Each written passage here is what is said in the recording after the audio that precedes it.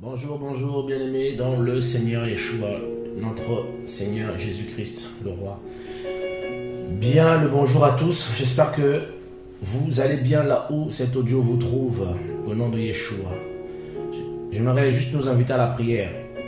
Père, merci pour ta grâce, merci pour l'esprit, merci pour l'onction de la parole, merci Papa. Tu es notre Elohim, le Seigneur véritable, le Créateur de toutes choses, Papa. Oh Père Céleste, au nom de Yeshua. Jésus-Christ, notre Maître. J'aimerais partager encore, Seigneur, cette pensée que tu as mis dans mon cœur, Seigneur, cet avertissement pour nous tous, au nom de Yeshua. À toi, Seigneur, soit la gloire, l'honneur, la majesté et la puissance, au nom de Yeshua, notre Maître. Amen. Bien-aimés, j'espère que, comme je viens de le dire, que tous ceux qui m'entendent vont bien, au nom de Yeshua, qui revient. J'aimerais partager dans cet audio un avertissement, une exhortation à chacun de nous afin de veiller. J'aimerais partager sur les esprits de sexe, la fornication, les esprits de fornication, parce que l'ennemi est en train de mettre le paquet et beaucoup de chrétiens souffrent, beaucoup tombent parce qu'ils ne veillent pas. Et une des attaques que l'ennemi met en place et a déjà mis en place, qu'il a déjà actionner, ce sont des esprits de fornication, d'impureté, d'immoralité, des esprits sexuels qui attaquent beaucoup dans les pensées, qui feront chuter beaucoup, et ceux qui ne vont pas veiller vont complètement se faire attraper par ces démons, et ces démons étant envoyés pour tuer le feu de la prière, le feu du réveil, pour tuer la vie et l'appel de beaucoup. Donc plusieurs assemblées, il y a ce problème beaucoup, et dans les groupes de musique, chorale, tout ce que vous voulez, il y a beaucoup d'impureté, d'immoralité sexuelle dans les assemblées, et beaucoup ne luttent même plus, ne dénoncent même plus ces choses-là, et il y a tellement la pagaille, il y a tellement le péché, et beaucoup chutent dans les coulisses et ils ne le déclarent pas forcément.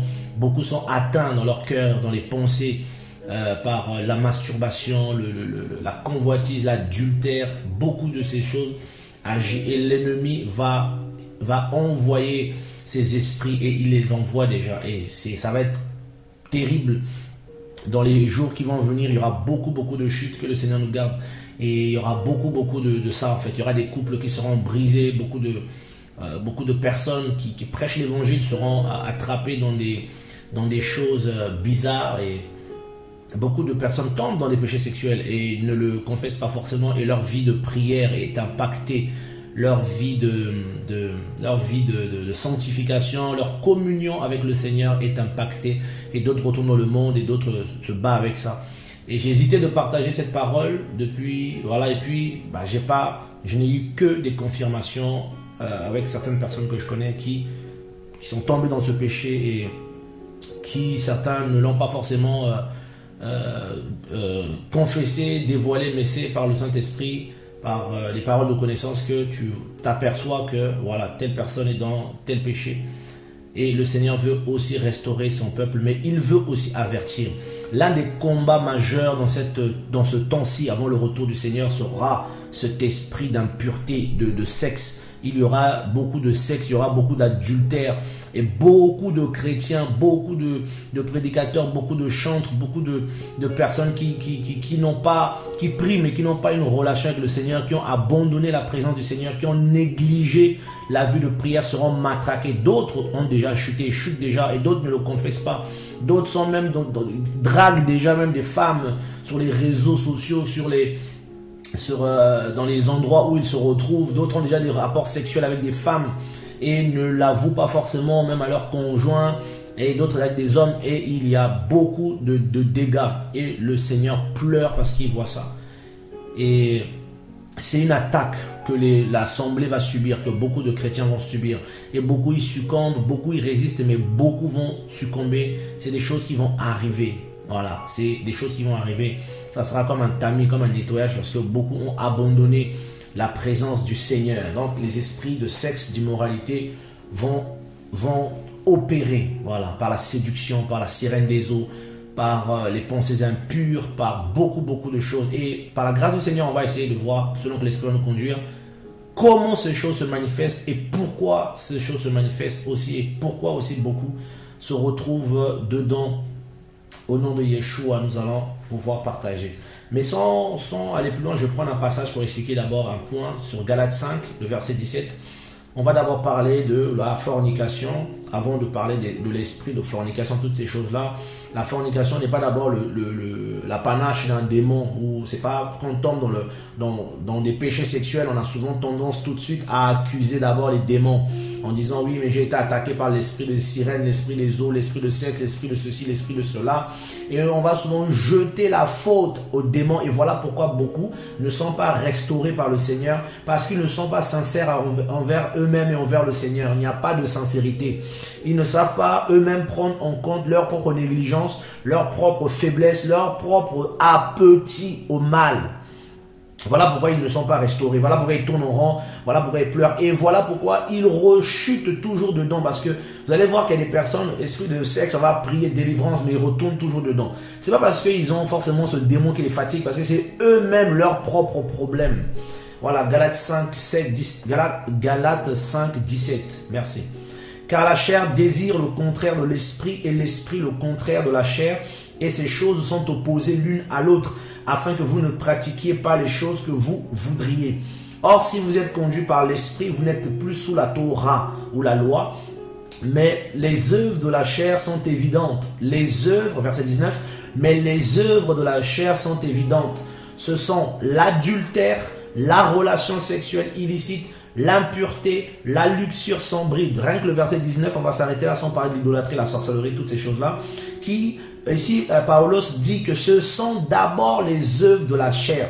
Donc ce n'est pas d'abord la panache de Satan, des démons, toutes ces choses-là, de la tentation, d'accord? Donc on comprend bien que l'homme est d'abord tenté par ce qui est en lui, le péché, comme Jacques le dit dans Jacques 1. Chacun est tenté selon sa propre convoitise. On est d'abord piqué par sa propre convoitise. Ce sont d'abord des faiblesses qui sont dans la chair.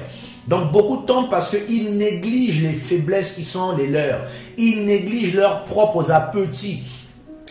Donc ici on parle de l'adultère. L'adultère, c'est le fait de tromper son conjoint, sa femme, son mari, et d'avoir des relations sexuelles hors la sphère conjugale. Voilà, donc il y a des personnes qui vont avec d'autres personnes alors qu'ils sont mariés. Donc c'est aussi un péché sexuel. Il y a la relation sexuelle illicite, ce qu'on appelle souvent la fornication. Voilà, je pense que le mot, parce que l'impudicité englobe beaucoup d'autres sphères. Quand quelqu'un est impudique, c'est quelqu'un qui peut avoir des relations sexuelles hors mariage, c'est quelqu'un aussi qui s'habille mal. Donc il n'est pas pudique. Dans le mot pudique, il y a le mot de respect, de mœurs. Or dans l'impudique, il y a quelqu'un qui s'habille de façon bizarre, de façon à mettre son corps en valeur pour séduire. Vous avez des gens comme ça qui disent oui, le fait d'être chrétien ne veut pas dire qu'on ne doit pas être joli, mais quand on est joli pour attirer le regard de l'autre, on est dans le domaine de la séduction. Et la séduction marche de pair avec sa jumelle, l'impudicité. Voilà. Donc les œuvres de la chair, là on a les relations sexuelles illicites, donc la fornication, des rapports avec un homme, une femme qui n'est pas ton mari. Voilà, donc sans être marié. L'impureté, c'est aussi dans les pensées. Il y a des personnes qui ont des pensées impures, ils ont des conceptions impures, ils ont des pratiques dans leur tête impures. Voilà, la luxure sans bride, voilà, la luxure sans bride aussi, on peut mettre ça dedans aussi dans tout ce qui est, ce sont des dépravations, de toutes sortes de dépravations sexuelles. Donc les gens qui sont dans des pratiques bizarres, des pratiques impures, des pratiques sales, ce sont des gens qui sont obscurcis d'intelligence, qui n'ont pas une vie propre. Donc ils sont dans la luxure sans bride. Donc vous savez, les brides là, c'est comme les morts. Voilà, c'est comme les morts qu'on met sur les chevaux là pour les diriger, pour les retenir. Voilà, donc ils n'ont pas de bride, on ne peut pas les retenir. Ils sont bizarres, si je peux dire ça. Donc c'est d'abord aussi une œuvre de la chair sans rentrer à accuser les démons. Voilà, j'ai eu des témoignages comme ça. Je parlais avec des frères, mes frères étaient tombés. Non, mais non, la sirène des hommes a tenté. J'ai dit non, la sirène des hommes t'a pas tenté. Tu étais tellement proche avec cette femme, une promiscuité. Vous prenez dans les bras, vous vous enlacez. Oh non, c'est juste un câlin, c'est rien, tout ça. Mes frères, quand tu vas tomber, quand tu vas provoquer ce qui est de la chair, parce que les hormones, le Seigneur a donné des hormones pour le mariage, parce qu'on ne peut pas enlever non plus ces désirs-là, parce qu'elles sont utiles dans le mariage. ce sont des choses que le Seigneur a, des hormones qui peuvent créer une excitation sexuelle. C'est pour le mariage. Donc il y a des gens qui sont dans le, qui au lieu de veiller sur leur propre cœur, leur propre vie, ils ne veillent pas. Et ils vont s'exposer à la chair. Donc ici, Paulos dit que la chair a des désirs contraires. Donc la chair a des désirs. Et ces désirs doivent être sanctifiés, purifiés. Et beaucoup ne veillent pas par rapport à ça. Donc on va tout de suite accuser les démons. Non, non, c'est pas ma faute, c'est un esprit qui m'a tenté, je suis tombé. Non, les démons utilisent aussi nos faiblesses. Parce qu'on ne veille pas. Le Seigneur dit veillez et priez. Et Marc 7, à partir du verset 21, le Seigneur va aussi confirmer cette parole que Paulos a dit. Paulos a dit, mais je vais même prendre à partir du verset 20. Mais il leur dit, Marc 7, 20, excusez-moi, mais il leur dit, ce qui sort de l'être humain, c'est ce qui rend l'être humain impur. Ce qui sort de l'être humain, c'est ce qui rend l'être humain impur. Ce qui sort de l'homme, ce qu'il y a en nous, là, c'est ça qui nous rend impurs. Donc avant d'aller chercher les démons, c'est d'abord l'humain le problème. Car c'est du dedans du cœur des humains que sortent les mauvaises pensées, les adultères, les relations sexuelles illicites, les meurtres, les vols, etc., etc. Donc c'est d'abord dans l'âme de l'homme. L'homme conçoit, il conçoit et c'est ce que Jacques disait. Donc l'homme va concevoir dans son esprit, il va concevoir dans sa tête. Dans sa tête, il va se faire un film et il y a des choses qui sont de l'humain. Donc l'humain lui-même, il va dire bon, il va commencer à penser. Il va commencer à penser et puis c'est fini. Vous voyez? Et Jacques le dit, regardez, on va aller dans le livre de Jacques aussi. Jacques 1, à partir du verset 13. Jacques 1, 13. Que personne, lorsqu'il est tenté, ne dise « Je suis tenté par Elohim », car Elohim ne peut être tenté par le mal, et aussi ne tente-t-il personne. Mais chacun est tenté quand il est attiré et attrapé avec un appât par sa propre convoitise. Vous savez que le mot appât donne aussi séduction, en grec, apâté. Donc, par sa propre convoitise, Satan ne fait qu'exploiter souvent nos faiblesses. Il sait que tu aimes telle chose, il va mettre un appât afin de réveiller le goût en toi. C'est comme le poisson, il aime les vers de terre, il aime telle chose. On met la chose sur l'hameçon et lui, ne voyant pas l'hameçon, il voit que la chose, il vient manger. Or, s'il dit je ne mangerai pas ça, l'hameçon n'aura plus d'effet. Après que la convoitise a conçu, elle enfante le péché. Et le péché étant accompli engendre la mort. Donc on comprend bien que les gens sont d'abord eux-mêmes touchés par leurs propres erreurs, leurs propres convoitises. Voilà pourquoi on va prier pour les gens, on va faire la délivrance des gens pendant longtemps. Les gens ne changent pas, ils sont toujours dans la fornication, toujours dans les péchés sexuels, toujours dans la masturbation, toujours dans des choses bizarres, parce que eux-mêmes, c'est l'état de leur cœur, c'est l'état de leur âme. Ces gens aiment le mal, ils aiment le péché, ils aiment ce qu'ils font. Ils peuvent pleurer, oh, aidez-moi, aidez-moi. Mais frère, au bout d'un moment, si ça fait 40 ans qu'on t'aide, c'est parce que tu es conscient, parce que le Seigneur délivre. Il délivre, les démons sont chassés et on change. Il y a des gens qui étaient dans les travers extraordinaires que le Seigneur a délivrés. Ils ne sont plus jamais revenus en arrière, parce que l'agneau d'Élohim est venu pour ôter le péché du monde. L'agneau de l'homme est apparu pour briser les œuvres des ténèbres. Comment se fait-il que ces œuvres ne se brisent pas chez certains? C'est parce que les gens prennent goût à cela. Vous avez des gens comme ça, j'ai vu des gens comme ça, on va aider, mais tu fais toujours, c'est toi, toujours. Parce qu'il faut d'abord commencer à réaliser que j'ai un problème, c'est moi le problème. Et ces personnes sont utilisées par le diable aussi comme des bombes pour ramener l'infamie, l'impureté. C'est comme des Akans. Des Akans dans le livre de Josué 7, si je m'abuse. Ce sont des personnes qui emmènent tout le temps l'interdit pour chasser la présence du Seigneur dans l'assemblée ou dans la vie des gens. Parce que le péché sexuel est un danger. Satan le sait, voilà pourquoi il envoie ses esprits et il utilise ces humains-là, ces gens qui ont ces faiblesses-là, il les pousse. Et vu qu'ils ont ces semences-là, il finit par les posséder et il les pousse maintenant à ramener une atmosphère de séduction dans les assemblées dans la vie de certaines personnes et ils vont vous polluer dans leur compagnie, leur manière de s'habiller, leur manière de se maquiller. Tout est à très subjectif. Il y a le péché derrière et vous êtes comme attiré, comme dérangé, comme envoûté. Vous allez commencer à ressentir tu ressens dans ta chair des pensées bizarres dans la présence de ces personnes-là. Tu te sens bizarre, tu sens comme une attirance bizarre. Ça veut dire que ces gens ont des esprits d'impureté, ils ont cette faiblesse sexuelle. Et je sais que des fois, pour certaines personnes, le Seigneur les équipe au niveau des dons spirituels pour détecter ce genre de personnes. Il y a comme une atmosphère impure qui les accompagne. Tu as comme une alarme en toi tu sais que telle personne-là, il y a une faiblesse sexuelle, tu t'en écartes parce que tu veux veiller.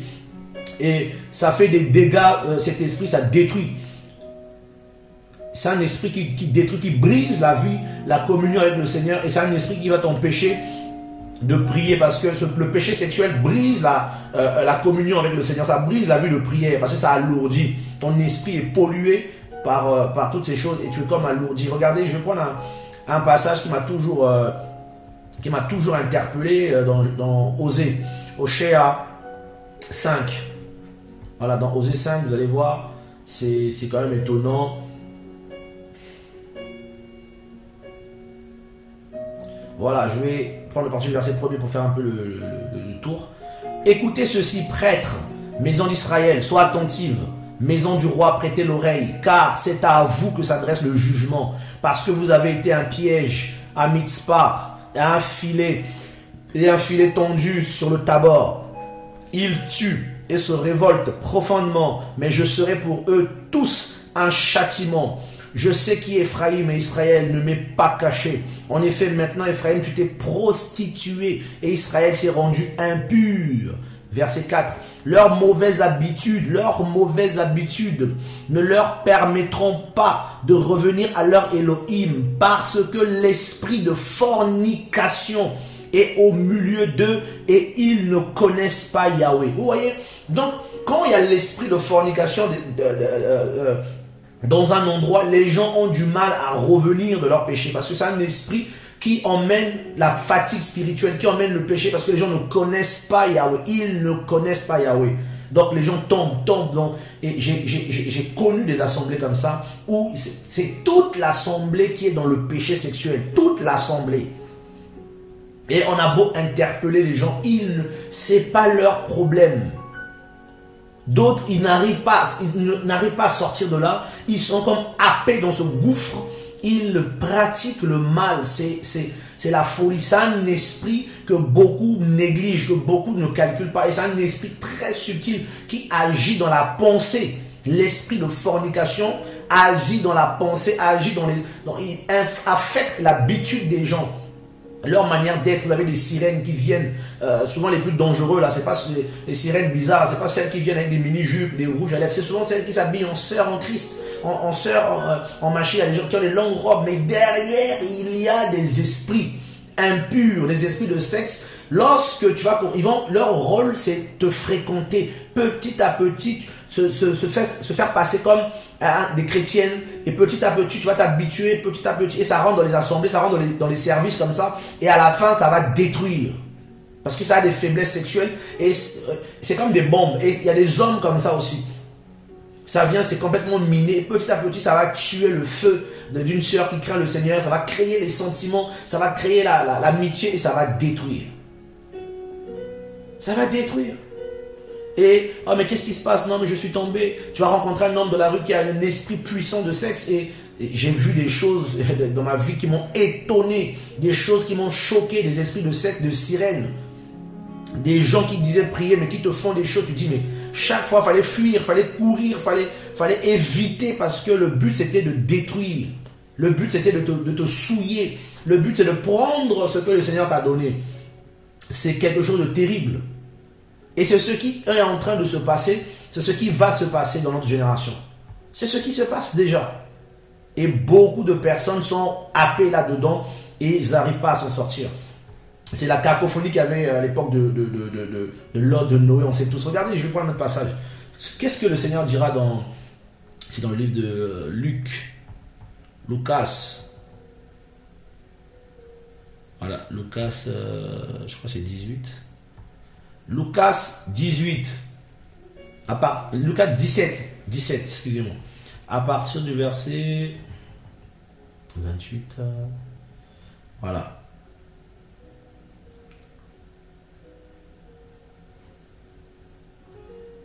À partir du verset 22. Voilà, Luc 17, à partir du verset 22.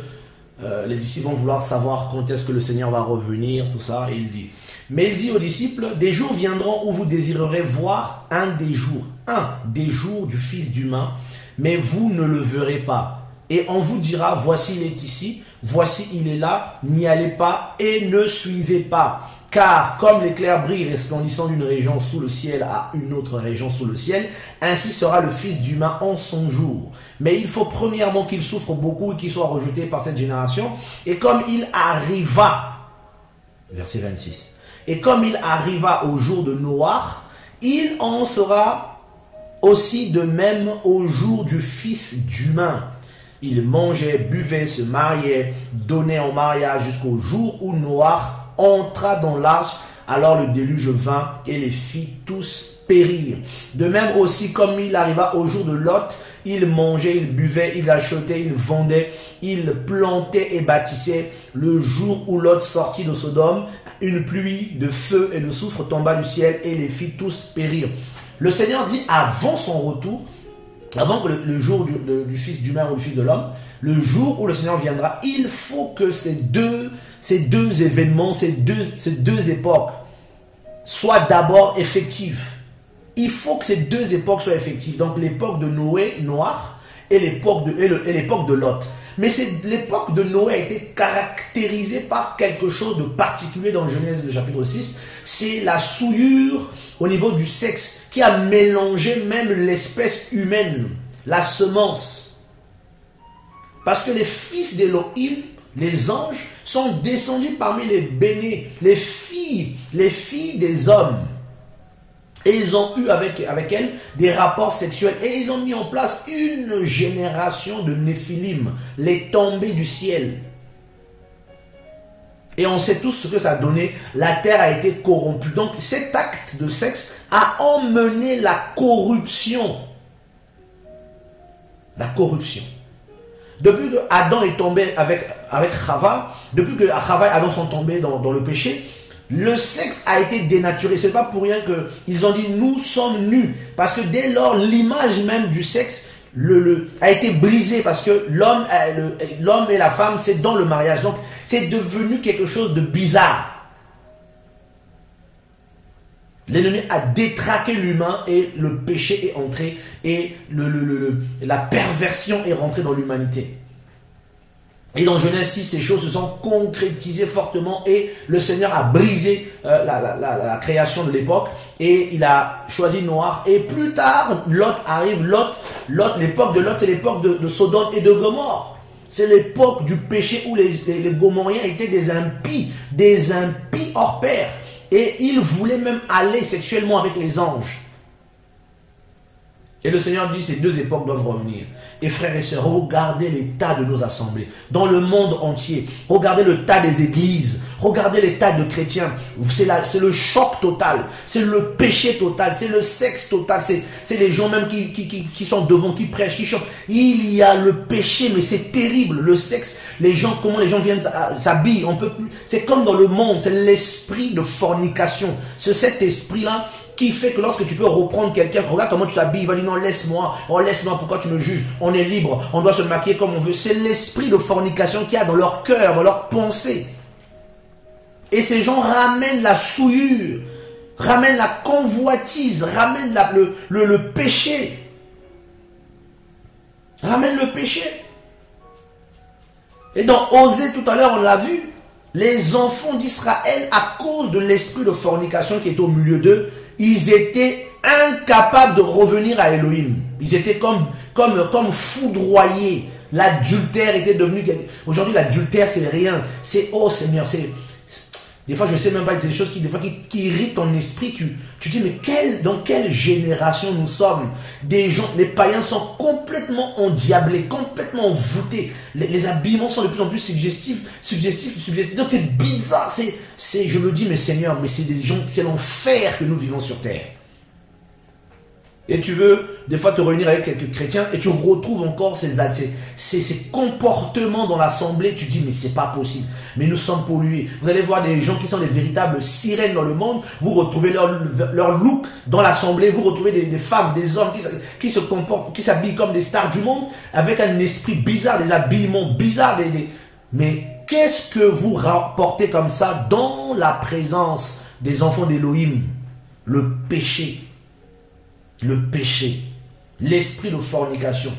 Regardez, lorsque Israël est sorti, et pourquoi Satan envoie cet esprit de fornication?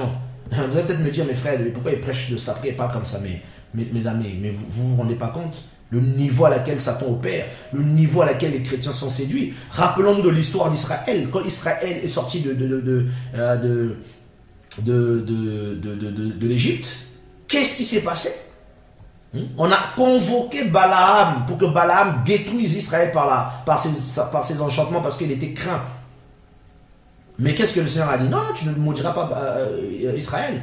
Bamidbar, Nombre, le chapitre 25. Regardez, vous allez comprendre pourquoi je dis cela.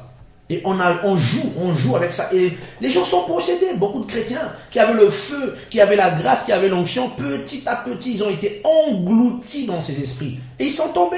Et beaucoup de temps, ils ne déclarent pas parce qu'ils ont honte. Et ils vont vous dire, non, c'est entre moi et le Seigneur. Et ils n'arrivent plus à revenir à leur Elohim. Et ils vont s'habituer au mal. Ils vont s'habituer. Parce que le sexe crée aussi une relation bizarre. Ça crée des liens d'âme bizarres. C'est un esprit qui agit. Ce sont des démons qui agissent. Et les gens se réunissent comme ça. Et personne n'ose interpeller son frère que ma soeur, mon frère, que ton comportement. Tu sais, il y a des flirts. Mais c'est la saleté totale qui règne aujourd'hui. C'est terrible ça, dans nos assemblées là. C'est terrible. Nombre 25. Israël demeurait à Sittim. Le peuple commença à commettre la fornication avec les filles de Moab, car elles invitèrent le peuple au sacrifice de leurs Elohim, et le peuple mangea et se prosterna devant leurs Elohim. Israël s'attacha à Baal-Péor. C'est pourquoi la colère de Yahweh s'enflamma contre Israël. Yahweh dit à Moshe, prends tous les chefs du peuple et fais-les pendre devant Yahweh en face du soleil, afin que la colère de Yahweh se détourne. Vous savez, la fornication a emmené l'idolâtrie. Mais avant même que ça se concrétise, ces gens sont partis adorer des Elohim. Vous savez, il y a des Elohim là. Il fallait d'abord des cultes bizarres, des cultes de divertissement, de sexe, de libertinage, de cultes orgiaques. Peut-être nous les chrétiens d'aujourd'hui, on a l'impression, oh, on a la fin, oh, bah, on n'est pas à la fin, on vit notre vie, mais vous abusez, mais pourquoi vous parlez comme ça? Oh, mais c'est de l'abus. Non frère, les démons de hier, c'est les démons d'aujourd'hui. Les démons ne meurent pas, les humains meurent. Peut-être beaucoup de chrétiens ne tournent pas dans les assemblées. Moi, j'ai tourné un peu dans les assemblées depuis des années. J'ai été dans les assemblées comme voilà, dirigeant, tout ça. J'ai vu des saletés. Des saletés, le péché sexuel, des saletés. Des gens qui prient depuis des années, mais qui sont dans des travers, des saletés. Et parce qu'on ne veille pas. Vous croyez que moi qui vous parle, je suis meilleur? Pas du tout. Mais c'est des choses qu'on a vues et on doit dénoncer ça parce que ces choses reviennent comme des boomerangs, ça revient en force de plus en plus. Surtout dans les temps où les gens sont comme confinés chez eux là, leur travers les rattrape et d'autres, ils veulent maintenant exposer leurs péchés. Ils veulent qu'on accepte leur fornication. Ils veulent que les gens ne disent rien, qu'on accepte leur esprit de fornication. Ils veulent imposer ça aux gens. Comme ce monsieur qui, dans 1 Corinthiens, qui partait avec la femme de son propre père. Il voulait imposer ça aux Corinthiens et personne ne doit parler. Si on parle, oh non, oh, vous voulez attaquer les gens, oh, vous voulez parler de la vie des gens. Mes frères, au bout d'un moment, il faut qu'on reste biblique. Parce que ces esprits-là, ça chasse la présence du Seigneur. Les enfants d'Israël ici étaient pris. Satan savait. Balaam, c'est Balaam qui avait trouvé cette solution. C'est Balaam. C'est Balaam. Balaam savait que, écoute, si je veux prendre l'argent là, vu qu'Elohim est devant moi, il va m'empêcher de prendre l'argent, je vais donner un conseil. Il dit, si vous voulez qu'Elohim quitte et qu'Elohim lui-même soit le bras qui va les tuer, vu que c'est le bras qui les protège, poussez-les à l'interdit. Qu'ils commettent avec vous, envoyez-leur des femmes qui couchent avec ces femmes-là, et là, Elohim se retirera d'eux et c'est lui-même qui va les tuer. C'est terrible. Le verset 6. Et voici qu'un homme des fils d'Israël vint et amena vers ses frères une Madianite aux yeux de Moshe. Alors Moshe aussi était à Madian avant. Et aux yeux de toute l'assemblée des fils d'Israël, tandis qu'il pleurait à l'entrée de la tente d'assignation. Il y a des gens qui nous font pleurer, frère. Parce qu'ils ramènent la fornication et il n'y a plus la présence. Tu partages l'évangile, tu prêches, tu sens que c'est lourd. Le Seigneur te dit non, non, il te montre, il dit là, il y a un esprit. Il y a quelqu'un ici qui a tombé dans un péché sexuel, ça devient. Il y a l'interdit. Ce sont des esprits qui sont là, qui polluent la pensée des gens. Balaam. Regardez qu'est-ce que Moshe va dire par rapport à Balaam. Pour vous montrer que ce que je dis, c'est pas. Je n'invente pas et que c'est Balaam qui avait trouvé la solution. Comment chasser le Seigneur dans la. Comment chasser le Seigneur et pour que les enfants d'Israël soient exposés aux frappes du Seigneur. Balaam était méchant. Balaam était méchant. Alors, excusez-moi, je suis...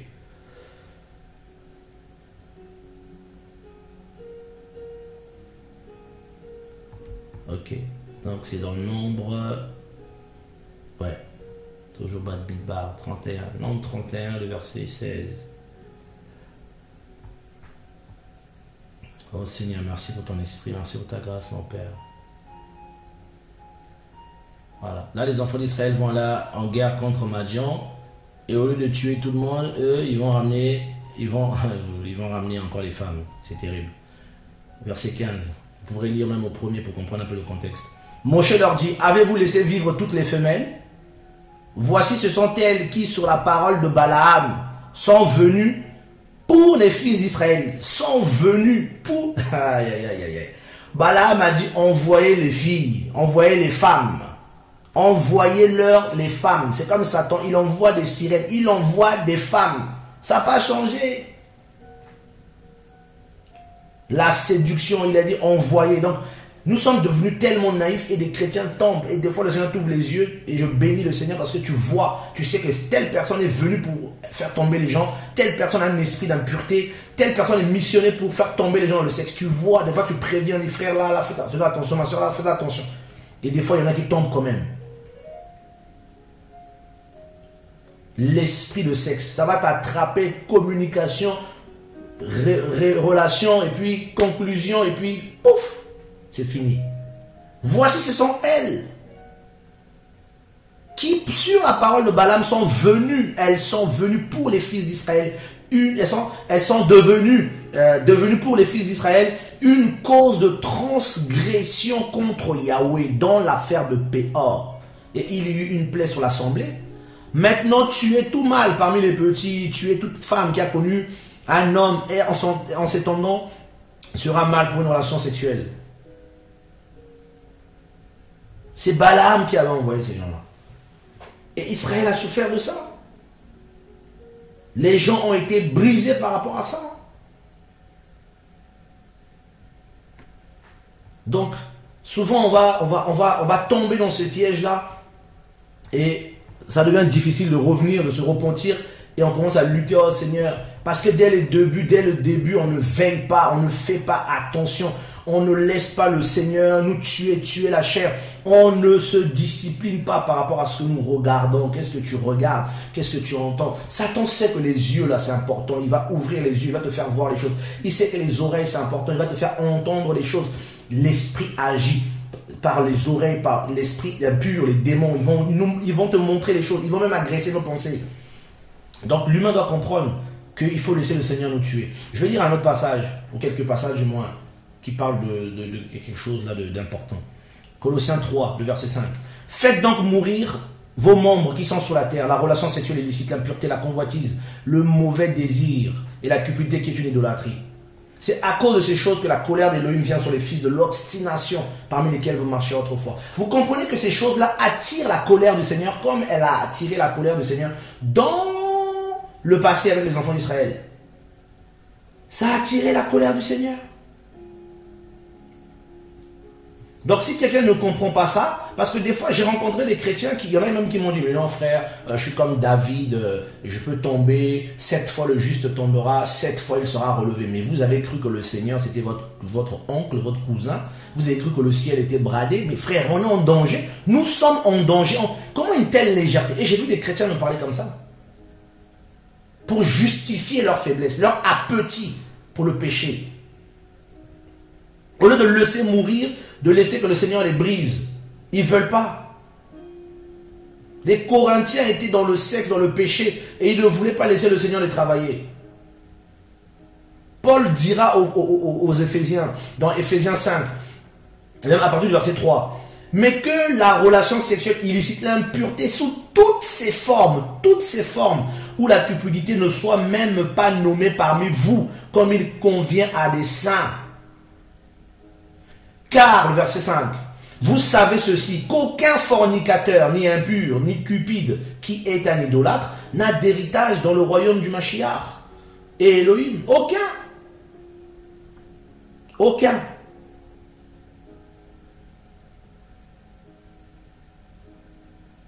Donc, ceux qui pratiquent le péché, ceux qui tombent dans le péché, qui ne veulent pas se repentir, risquent aussi s'attire la colère du Seigneur. Ça attire la colère du Seigneur. C'est... La colère du Seigneur, là, c'est compliqué. Moi, on a peur de ça. On a peur de ça. 1 Thessaloniciens 4, 3. Oh Seigneur, merci pour ta grâce, papa. 1 Thessaloniciens 4, à partir du verset 3. Voilà, je vais y aller. Car c'est ici la volonté d'Élohim, votre sanctification, que vous vous absteniez de relations sexuelles illicites, donc la fornication, l'impudicité, toutes ces choses-là, l'adultère. Que chacun de vous sache posséder son propre vase. Vase ici, c'est aussi le corps. Dans la sanctification et dans l'honneur, non pas dans la passion du désir, comme les nations qui ne connaissent pas Elohim, les passions de désir. Oh mais c'est écrit où qu'on n'a pas le droit de s'embrasser, tout ça. La Bible n'est pas claire, la Bible est claire ici, c'est les passions du désir, frère, parce que ce n'est pas le désir qui pousse à ça.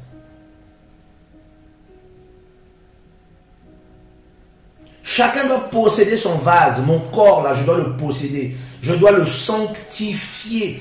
Comment? Je fais attention à comment je m'habille pour ne pas séduire les gens. Je fais attention à comment je parle dans mon langage, de ne pas ramener des combats aux gens. Je fais attention qu'est-ce que je regarde pour ne pas me créer moi-même des problèmes. Je fais attention à mon comportement. Parce que l'ennemi guette et il envoie des gens. Et si nous-mêmes nous sommes disciplinés, on va facilement détecter ceux qui ne le sont pas. Ceux qui ne sont pas disciplinés, on va les détecter, on saura. Parce que l'impudicité commence d'abord dans le cœur, elle commence d'abord dans l'âme. Quand elle vient de lui-même, ça commence dans son propre cœur. Il le sent, tu sens que tu as envie de faire des choses pas bien. Et lorsqu'elle commence par les démons, c'est dans la pensée. Mais les démons ne viennent que... Ils veulent susciter déjà en eux-mêmes la pensée. Comme je le dis souvent, comme j'ai toujours dit à certains, on ne tombe pas comme ça. Ça commence depuis longtemps. Et j'ai jamais vu un esprit venir prendre quelqu'un, le mettre dans une... voilà, le pousser à la publicité, il va l'installer, et puis on va lui dire, non, non, on te suggère les choses et tu vas toi-même faire ces choses-là. Donc, chrétiens, comprenons que Satan va envoyer, il a envoyé, c'est des choses que nous allons vivre. Il y aura une telle promiscuité sexuelle dans les églises, dans le monde, ça va être chaud à la télé, ceux qui ont les télés, donc sur Internet, dans les images, dans les photos, donc il y aura un bombardement terrible. Et on va de plus en plus dégrader l'image de la femme sera dégradée. On va se servir de la femme comme d'une bombe sexuelle, comme d'un missile pour briser les foyers, les couples, pour détruire l'homosexualité, toutes ces choses-là. Et on va vivre un temps terrible. Il y aura de plus en plus, au niveau du sexe, il y aura de plus en plus, il y aura le paquet, on va imposer aux gens des choses. Donc, tu ne pourras rien faire, c'est des pubs, il y aura Tout sera attrait à la sexualité. Nos enfants seront bombardés par les livres, par tout ça. Il n'y aura que ça. Les habillements, tout ça. Il faut se préparer à ça, à faire bloc.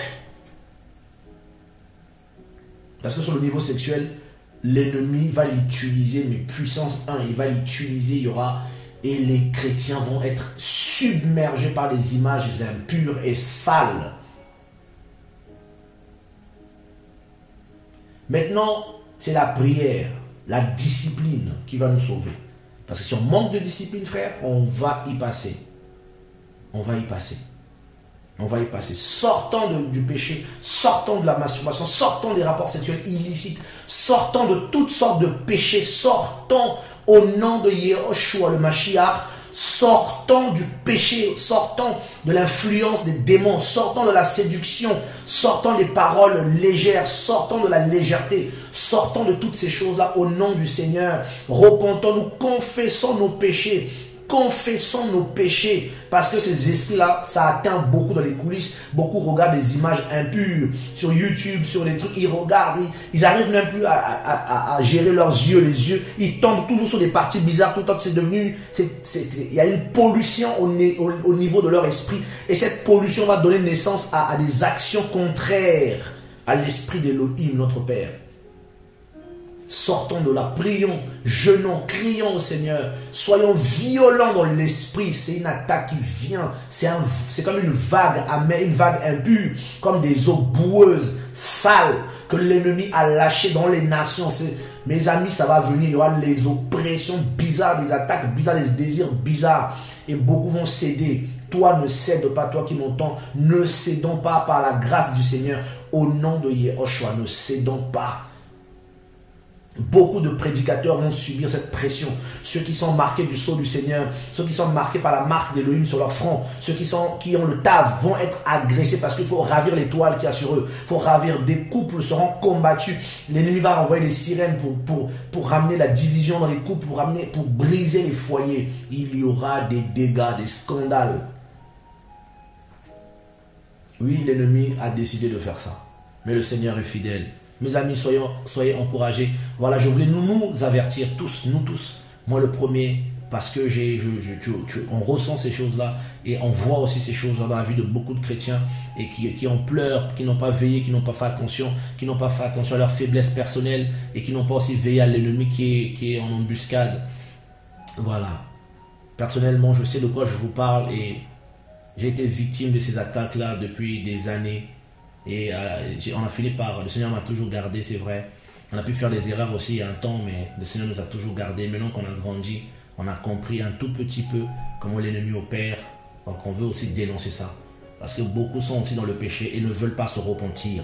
Et quand les aînés, les anciens, les pères dans la foi les corrigent, ils veulent gonfler le dos. Et d'autres sont déjà sur le chemin de tomber aussi. Il ne faut pas attention. Parce que l'ennemi envoie toujours ces personnes auprès des frères et des sœurs qui ont la grâce, qui travaillent pour le Seigneur. Et ça, je le vois aussi. C'est des gens qui sont positionnés là, qui ont une mission. Voilà. Soyons fortifiés, soyons encouragés au nom de Yehoshua. Père, merci. Merci pour l'esprit. Papa, oh notre Père, garde-nous. Ton retour est juste là à côté. Et nous ne voulons pas, Seigneur, à la dernière seconde, flancher. Préserve nos familles, préserve nos foyers, préserve tes serviteurs, Seigneur, que ce vent impur, cette vague noire impure épargne tes véritables enfants, que chacun veille dans la présence du Seigneur. Donne-moi aussi, Seigneur, à veiller, je t'en prie, Papounet, que je veille et que je tienne ferme, Seigneur, au nom de Yehoshua. Soyez fortifiés en Yehoshua notre Maître. Amen.